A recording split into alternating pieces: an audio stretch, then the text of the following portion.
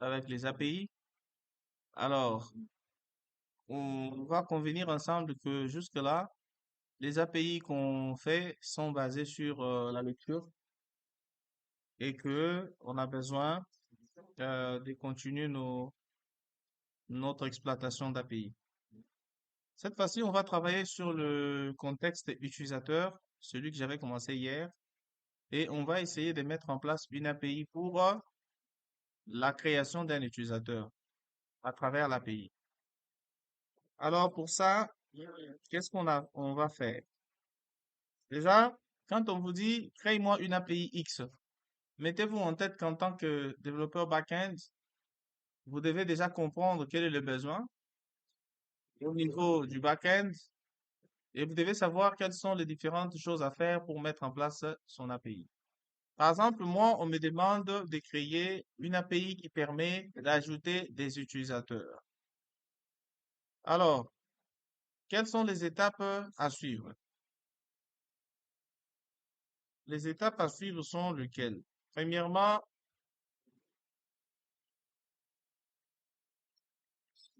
je suis en train d'enregistrer. Alors, on me demande de créer une API permettant d'ajouter des utilisateurs. Premièrement, je sais déjà que j'ai un modèle utilisateur, j'ai un contrôleur utilisateur, mais qui lie au back-end. J'avais déjà créé un modèle pour le API, plutôt le contrôleur pour l'API. Donc, tout ce que je vais faire, c'est que je dois ajouter une méthode d'ajout dans le contrôleur API utilisateur. Ça, c'est la première des choses. Deuxième des choses, configurer la route. Voilà. C'est juste ça qu'on va faire. Ajouter une méthode et puis configurer la route. Je vais venir là où il y a les utilisateurs, users. Qu'est-ce qu'on prenait en compte? Le nom, le prénom, le sexe, le téléphone, si l'utilisateur est actif, l'email et puis le mot de passe.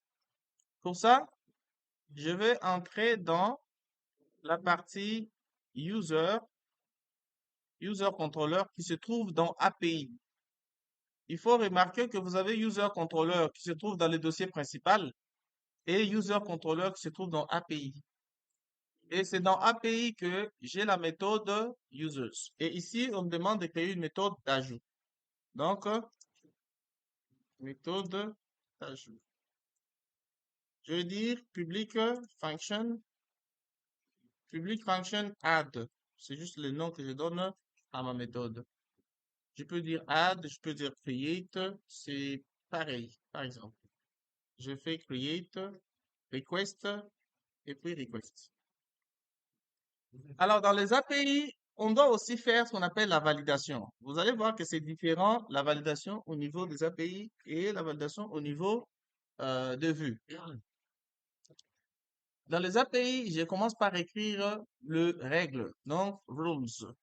J'écris rules égale à quoi? J'écris mon tableau. Et dans le règle, qu'est-ce que je vais dire? Je vais dire, par exemple, le nom va être required, obligatoire. Ça doit être de type chaîne de caractères. Le prénom, je veux aussi que ça soit obligatoire. Donc, required. Je veux que ça soit string. L'email, je veux que ça soit obligatoire, required. Deuxièmement, ça doit être un email valide. Ça doit être unique sur la table users. Le téléphone, pareil, ça doit être obligatoire, donc required. Euh, digits, donc le nombre c'est 9. Et puis, ça doit être unique sur la table users. On a le mot de passe qui doit être obligatoire, required. Et puis, ça doit être obligatoire et puis ça doit être confirmé, confirm. Voilà. Quels sont d'autres éléments dont on a besoin? On a besoin, par exemple, d'active pour dire que est-ce qu'il est obligatoire, on va envoyer si c'est un utilisateur actif ou inactif. Et ici, on peut prendre que on ne prend que deux valeurs, 0 et 1. Et il faut ajouter les sexes qui étaient obligatoires, required,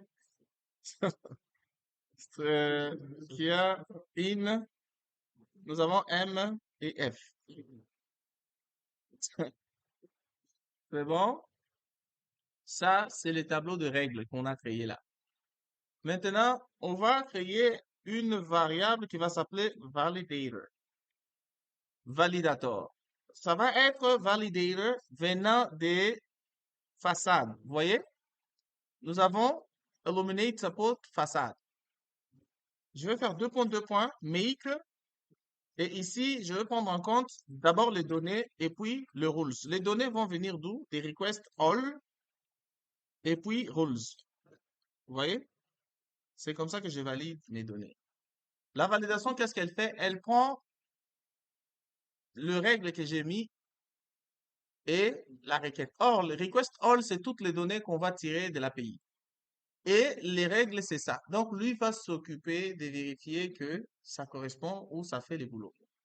Alors, il y a une première chose à faire, c'est vérifier qu'il n'y a pas d'erreur. Donc, on va dire if validator-fails. Donc, si il échoue, c'est il y a des erreurs. Alors, je vais dire return response JSON. Et ici, à l'intérieur, je vais dire success, false, message.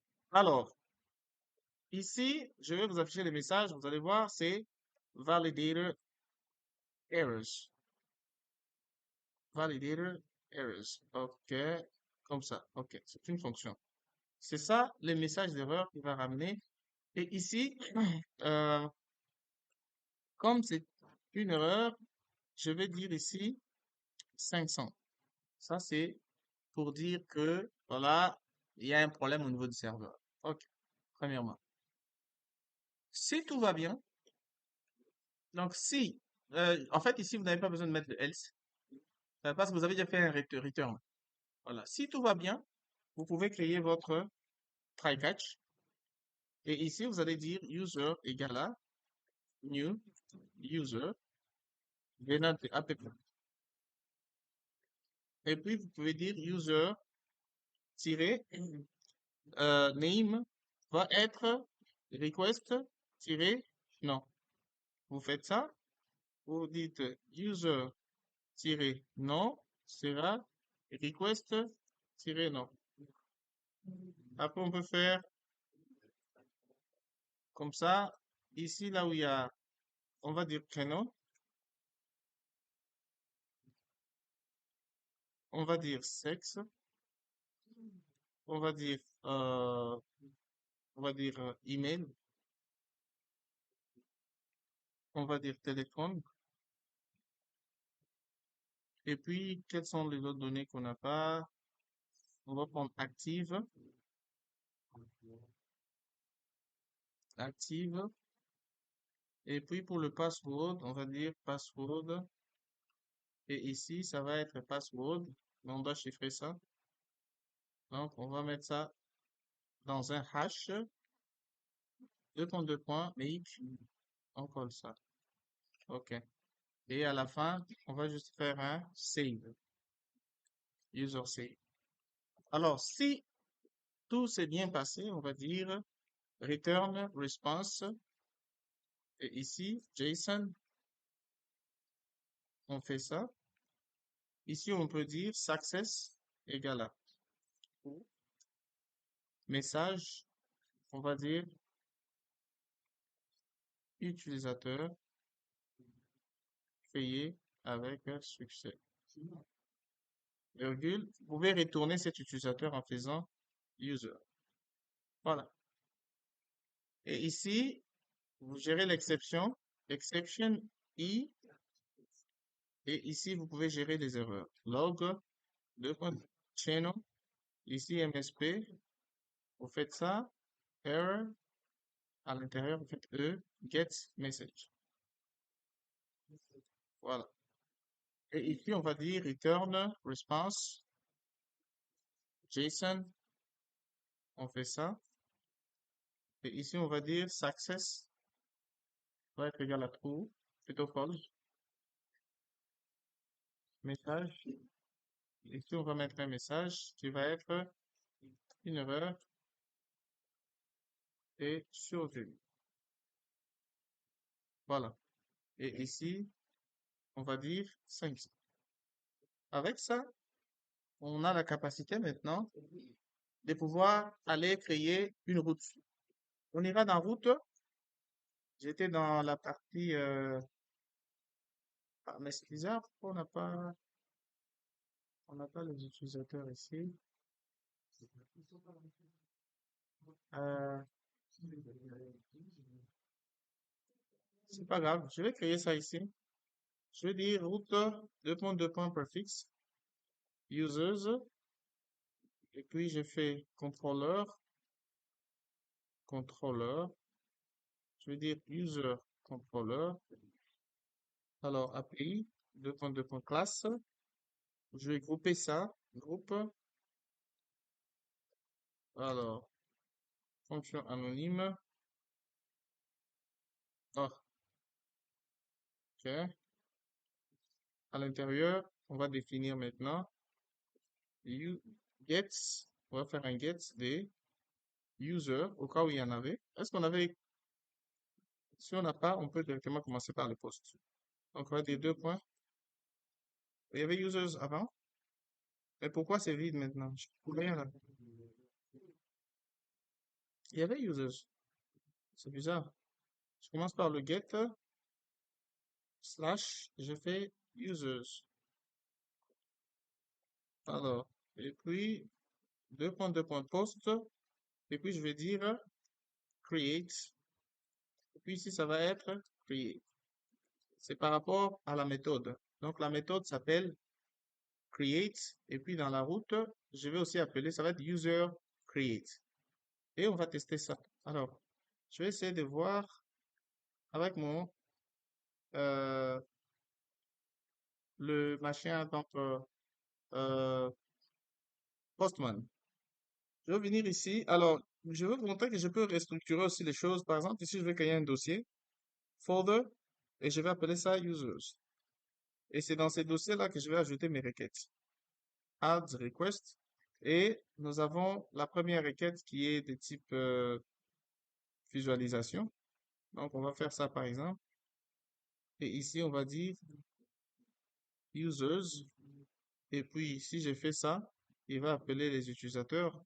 Si tout va bien, si on n'a pas de souci. Voilà. Et puis, je peux enregistrer ça. OK. Donc, ça va s'appeler liste de users. OK. Après, dans toujours le même dossier, je vais ajouter une autre requête que je vais appeler add, user add. Et cette requête va être de type post et on aura users slash create. Et ici, user slash create. Et ici, on va venir dans body, on clique sur row et on va ajouter les données de type JSON. Alors, ça va être un objet. Premier élément, comment on fait pour, sur Postman, comment on fait pour zoomer?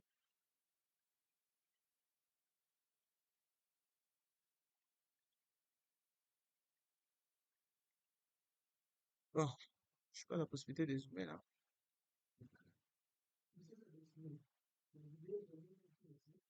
Déjà.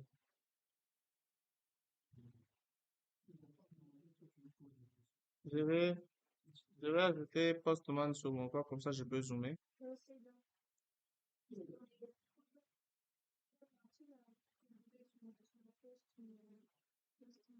Ah, attends. Oh,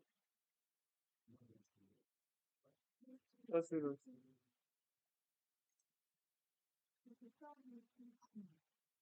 Mais je n'arrive pas à voir en fait.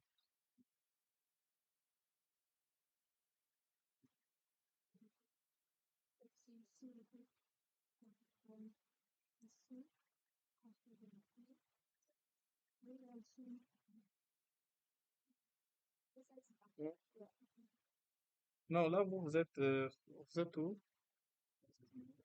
Fichier, view, zoom out. C'est ça que je faisais souvent, mais c'est contrôle plus, mais refuse.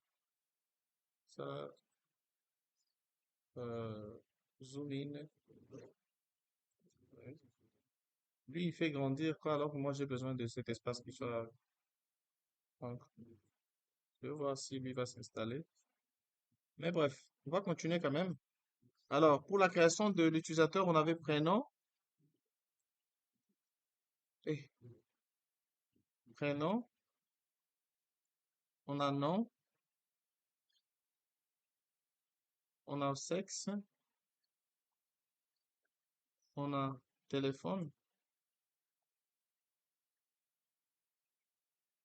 on a email,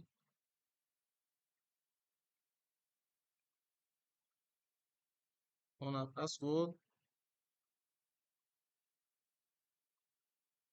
et puis on a active. Ok, faire ça comme ça. Si c'est visible, c'est bon. Ok.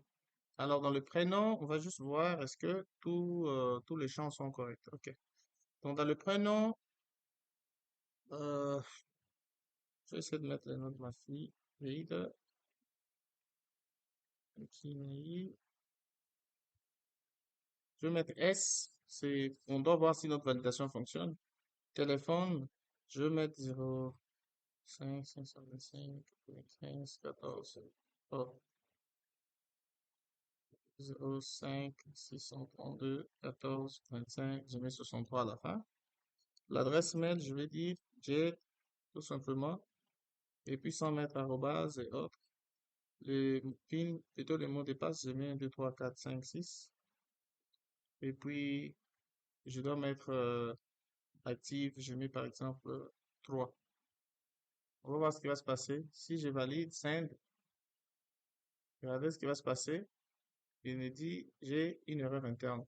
On a remarqué les erreurs qui dit, l'email doit être valide. Donc, l'email, l'adresse mail doit être une adresse valide. Vous avez le champ téléphone doit avoir 9 chiffres. Le mot de passe, la confirmation, je n'ai pas envoyé la confirmation du mot de passe. Et je dois envoyer si dans active, j'ai envoyé 3, alors que ce qui est accepté, c'est seulement 1 et 0.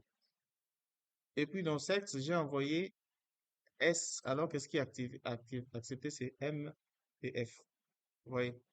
Maintenant, tout ça là, ça fait beaucoup trop de, tu vois, on écrit d'abord le titre des champs et on met son erreur. Au lieu de ça, on peut faire ceci. On peut venir au niveau du code pour aplanir le tableau. On va dire les erreurs que tu trouves là.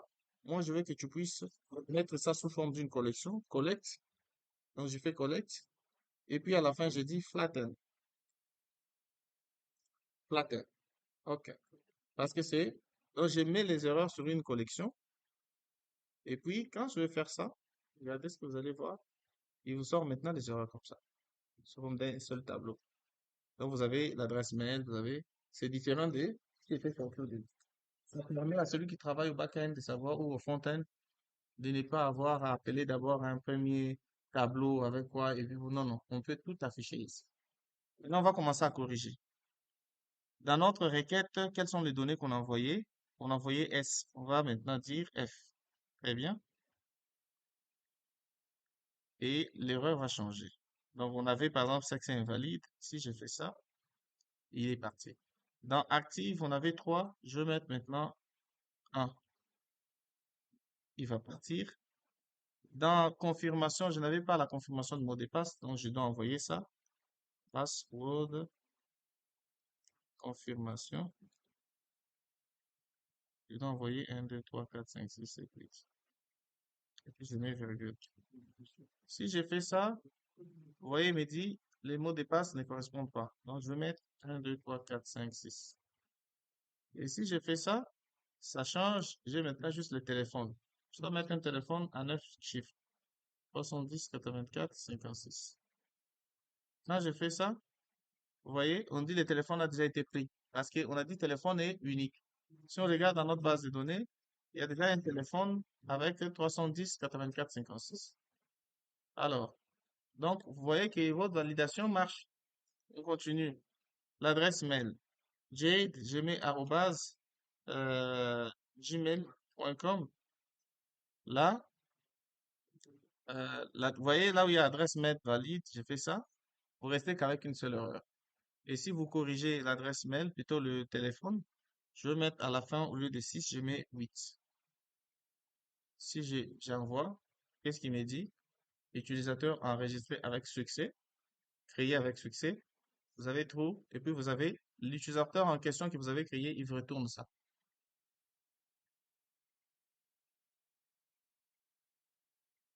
Vous voyez?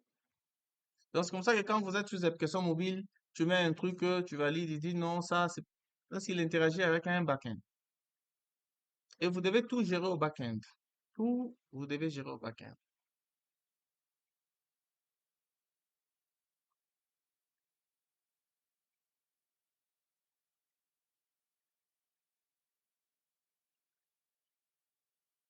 Donc, vous avez votre tableau, ce qu'on appelle votre objet JSON que vous envoyez, et puis vous avez la réponse, vous avez la requête HTTP, vous avez la réponse HTTP.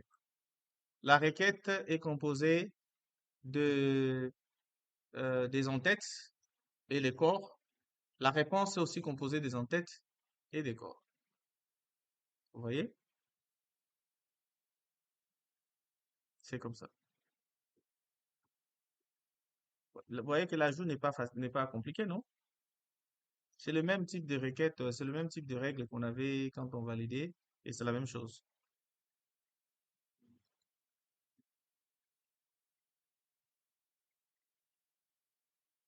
On peut continuer? Très bien. Alors, on va faire la partie modification pour modifier un utilisateur. Alors pour ça, on revient ici. C'est presque la même méthode. Je vais copier tout ce qui est dans Create. J'ai copié ça. Je colle et ici, je vais appeler ça Update. Et lui, il a en plus un ID. Voilà. Parce que vous allez lui passer un ID. Alors, quand vous faites un update, ne mettez pas ça en unique. Sinon, il va jamais passer. Vous êtes en train de mettre à jour. Voilà. Et quand vous faites un update, vous ne mettez pas le mot de passe. Parce qu'on avait déjà discuté de ça. Voilà. Donc, maintenant, vous allez aussi enlever active ici. Vous allez juste rester à quelque chose. Donc, vous faites votre validation. Et puis ici, utilisateur, vous devez d'abord le trouver avant d'entrer dans. Vous faites ça. Ça va être user, find, ID. Vous posez une condition que l'utilisateur existe. Oui.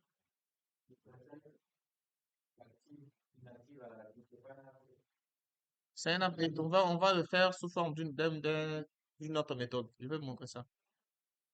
Donc ici, il ne trouve rien. Et quand il ne trouve rien, on peut. Et puis il faut comprendre qu'ici, on ne met pas les toasters. Dans les API, on ne met pas les toasters. Les toasters interagissent avec les navigateurs, ils interagissent avec le CSS et autres.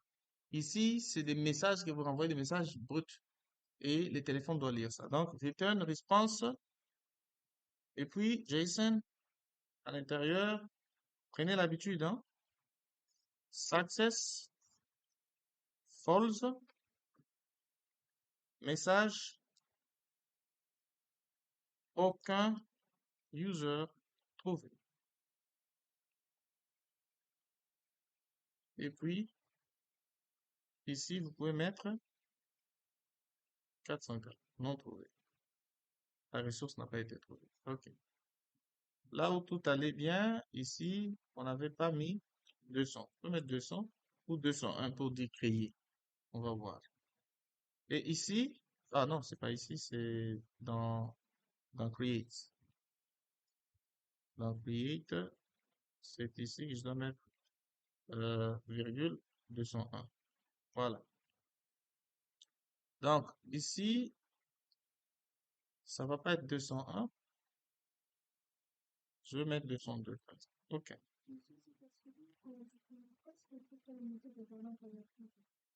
Hein? C'est les réponses, c'est les codes HTTP. Tu n'as pas suivi cette partie. Dans la vidéo, tu vas t'en sortir. C'est les codes HTTP qu'on retourne. Ouais. On peut pas mettre les codes qu'on veut, hein. C'est des codes qui doivent être des codes valides HTTP. Voilà. Donc, maintenant ici, comme on a retrouvé l'utilisateur, c'est bon. Alors, on a fait sauter quoi? Active, on a fait sauter ça, ça part. Password, on ne met pas. Et puis téléphone, c'est tout ce que on va mettre à jour. Voilà. À la fin, ça va être utilisateur modifié avec succès. Et on retourne l'utilisateur en question. Et ici, en cas de souci, on lui dit les soucis qui s'est passé. Quand on finit là, on va là-bas. Bon, les commentaires, c'est quelque chose à banaliser, hein. Vous pouvez modifier vous-même. Méthode de modification. OK. Quand vous finissez votre fonction, vous allez maintenant dans l'API pour savoir comment traiter ça. Donc, vous pouvez faire patch, c'est la même chose. Et ici, on va dire, on met d'abord l'idée, et puis on va dire update. Et il va pointer sur update. Voilà. Et moi, dans la modification, ça, c'est devant add, je vais créer,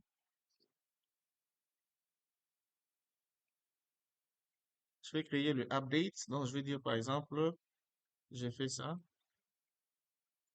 je mets ici ID, et puis, c'est juste ça, c'est juste le nom, update. Voilà. Et ici, pour l'update, je vais prendre patch. Et puis, je peux dire user, je viens là, j'ai dit, par exemple, 1/update. Donc, ici, dans body, je peux copier ce que j'avais ici. Voilà. Je viens coller ici. Row, JSON, on fait ça, ok. Alors, si on regarde au niveau de quoi, c'était Sakoyaya, nanana, et on va changer peut-être ce numéro de téléphone, et puis voilà. Donc, je reviens à Postman, ça va rester hum, Sakoyaya, ça va être maintenant Sakoyaya, ça va rester M, et le téléphone, on va mettre ça à 57. Son adresse mail était quoi? C'était formation, arrobase formation. D'accord. Maintenant là, ça va être saco.yaya, arrobase formation.com. Le mot de passe, on a dit qu'on va virer, donc on n'a pas besoin de ça. On enlève. Le mot de passe confirmé, vous enlevez. Même l'active, vous enlevez. OK, c'est bon. Déjà, il faut mettre un ID qui existe. Je vais mettre 30. Qu'est-ce qui va nous dire? Aucun user trouvé. Vous voyez? Aucun user trouvé. Si je mettais 1, si je mettais 1, qu'est-ce qu'il dit? Utilisateur modifié avec succès. Et si je viens vérifier, le numéro devait changer, les mails devaient changer. Si j'ai rafraîchi, vous voyez? Sako Yaya. On n'avait pas encore rafraîchi pour Jade. C'est la première fois qu'on rafraîchit, il a entré. Mais, vous voyez, le téléphone a changé à 7, l'email a changé, et voilà. On a utilisé la méthode patch. Alors, le patch et l'écoute, c'est la même chose. Donc, c'est bon. On va évoluer. On a vraiment une connexion très pourrie. On va évoluer. Euh, je reviens encore à user. Quelle est l'autre méthode que je dois créer? Je dois créer une méthode pour supprimer, suppression. Vous voyez que il n'y a rien qui change, c'est la même chose. Donc, ça va être destroy. C'est une convention que la Ravel avait mis en place. La suppression est appelée destroy et voilà. Et la suppression prend un ID. Donc, on va faire la même chose. Avant de supprimer, il faut vérifier que l'utilisateur existe. Donc, c'est ici. On copie juste ça. On vient coller ça ici. Après, on peut dire, si tout va bien, on va dire user-delete. Après, si tout s'est bien passé, on fait return response. Et puis, on va dire JSON success true message utilisateur supprimé avec succès. Voilà. Et ici, ça va être un 200. Et ici, ça va être un 400. Aussi simple. Vous venez dans l'API, vous allez ajouter votre hôte 2.2.delete. Et ici, ça va être, ça prend un ID slash destroy. Destroy. Et puis vous faites destroy. Voilà. Donc, on a quelques utilisateurs. Alors, je vais essayer d'en ajouter un peu plus. Je reviens à add. Là, on a ajouté. Euh, écoute, j'ai pas de nom, hein. Donnez-moi un prénom, un nom, on y va?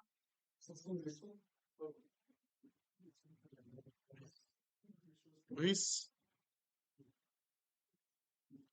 Mayala, M, téléphone 06,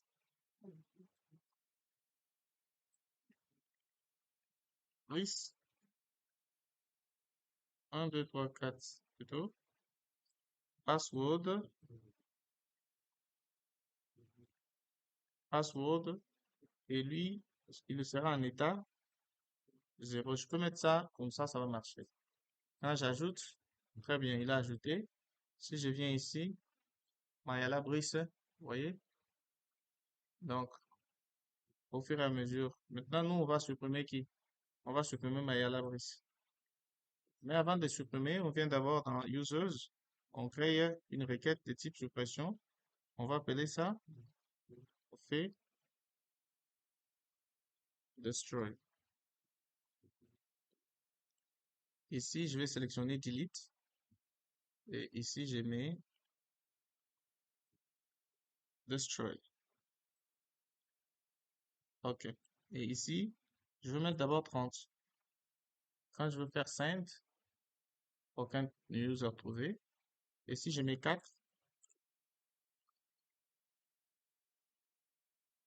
utilisateur supprimé avec succès. Et quand on viendra ici, on rafraîchit, Mayala a été viré.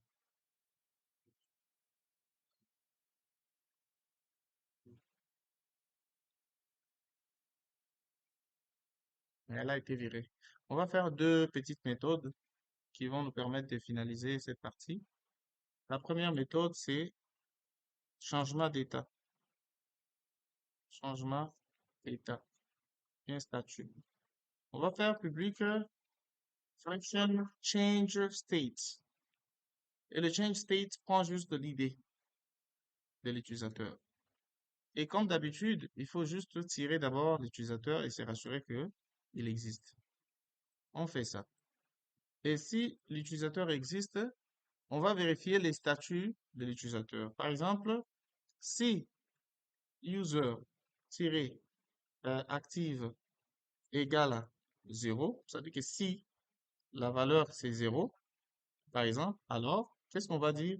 On va faire user-active égale à 1, et puis, on fait quoi? On fait un user-save. Non. Si c'est pas le cas, un else, On va faire, donc si c'est pas 0, c'est 1. Ici, on va mettre 0, c'est pour désactiver. Et quel est le message qu'on va donner ici? Le message qu'on va donner ici est simple. On va dire return response JSON success égale à true, true, et message, message égale à utilisateur, utilisateur activé avec succès. Euh, on peut détourner l'utilisateur en question en faisant user. Et ici, on va dire plus. On peut prendre la même chose, on copie, on met ici. Ça va être maintenant utilisateur désactivé avec succès. Et on rafraîchit, c'est bon.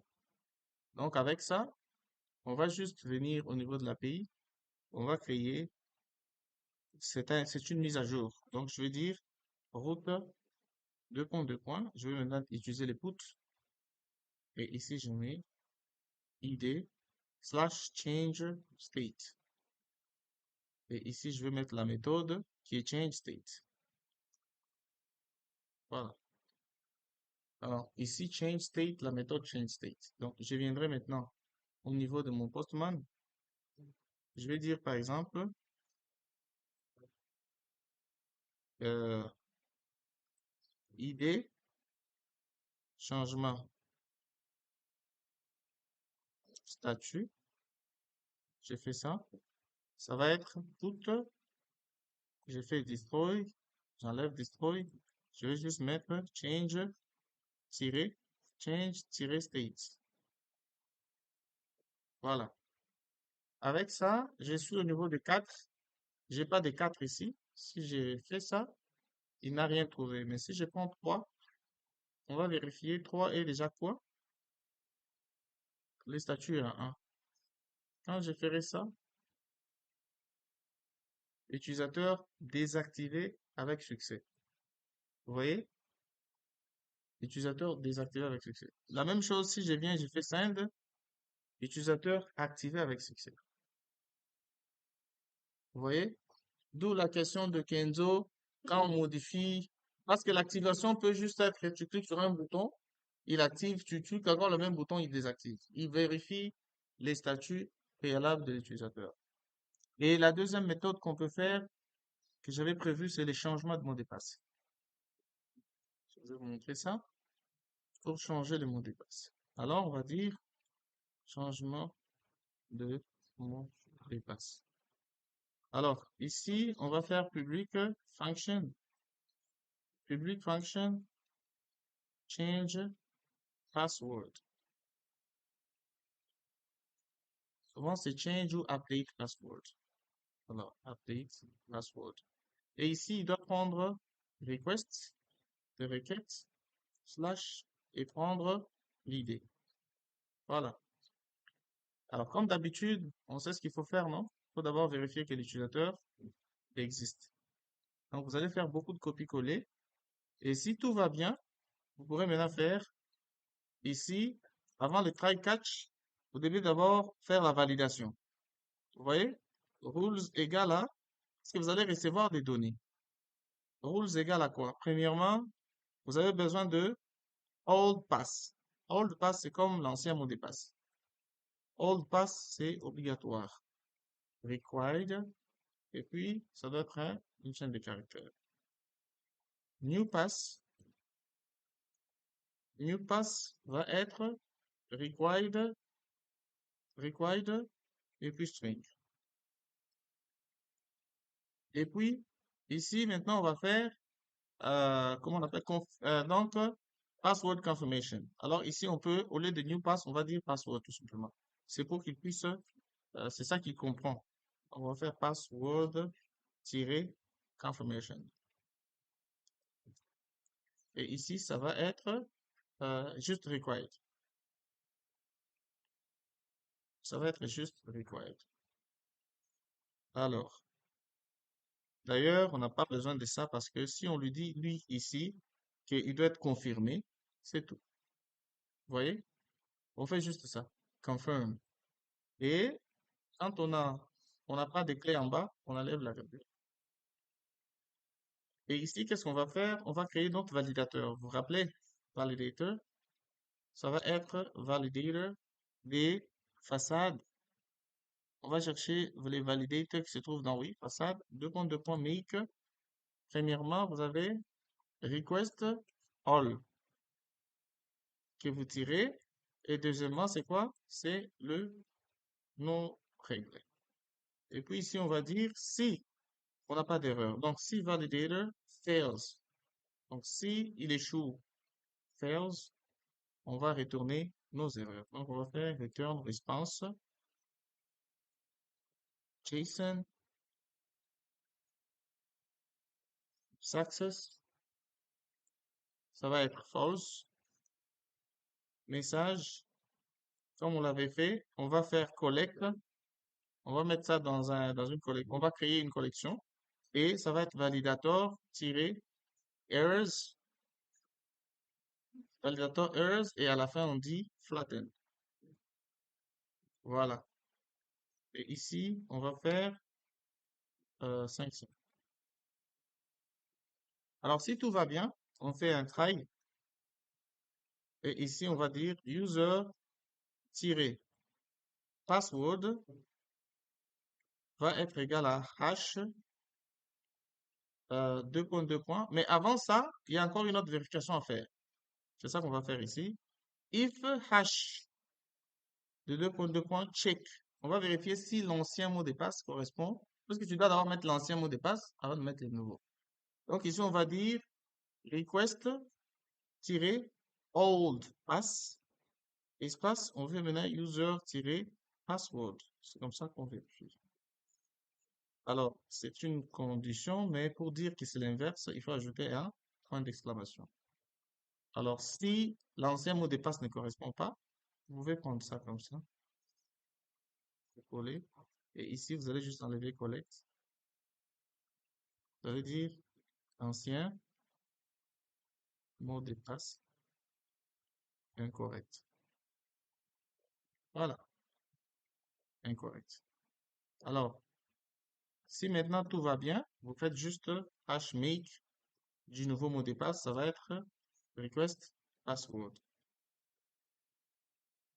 Et puis, vous faites user-save. Et ici, on va faire exception de E et on retourne, euh, d'abord on retourne ici la réponse, response of response, JSON,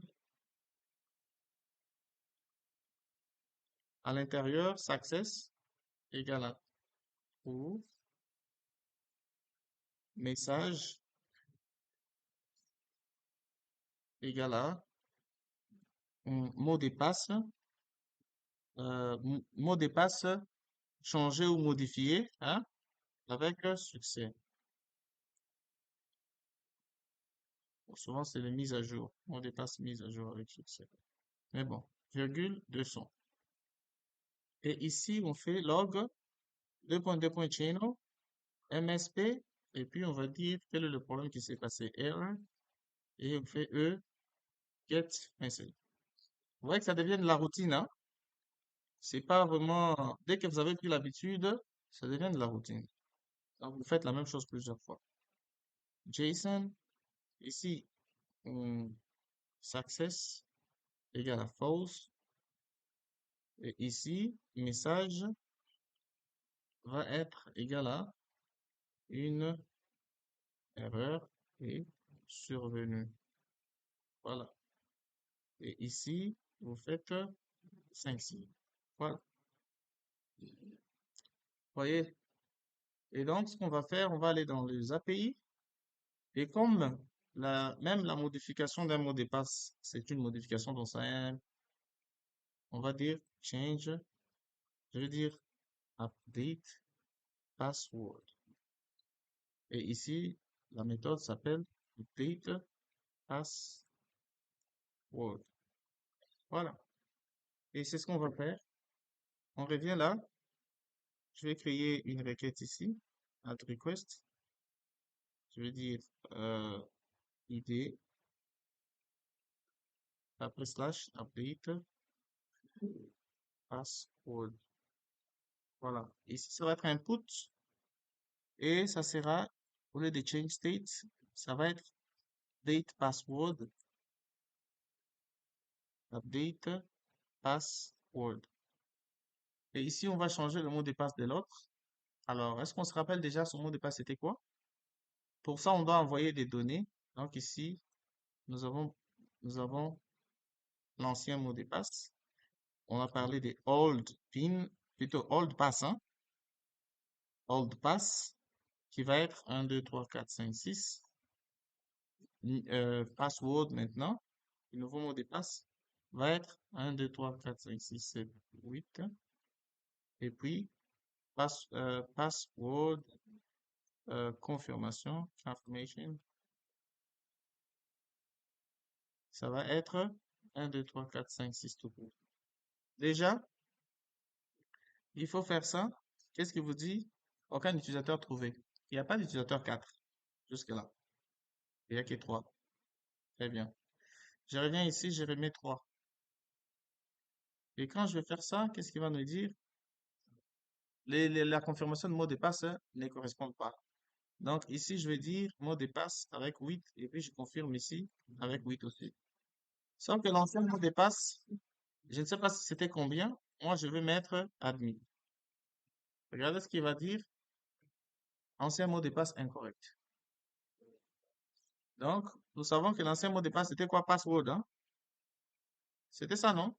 Si je fais ça, l'ancien mot de passe incorrect. Donc, c'était pas password. C'était 1, 2, 3, 4, 5, 6. Si je mets le bon mot de passe modifié avec succès et trop. Vous voyez comment on modifie les mots de passe? Non, on ne le met pas dans la modification avec les noms, non, non. On fait une méthode à part, on prend juste l'ancien mot de passe, le nouveau mot de passe qu'on valide. Alors, c'est bon? C'est beaucoup? Ouais, faut qu'on dame ça correctement. Donc, quelques questions. Je reçois d'abord des questions avant de continuer.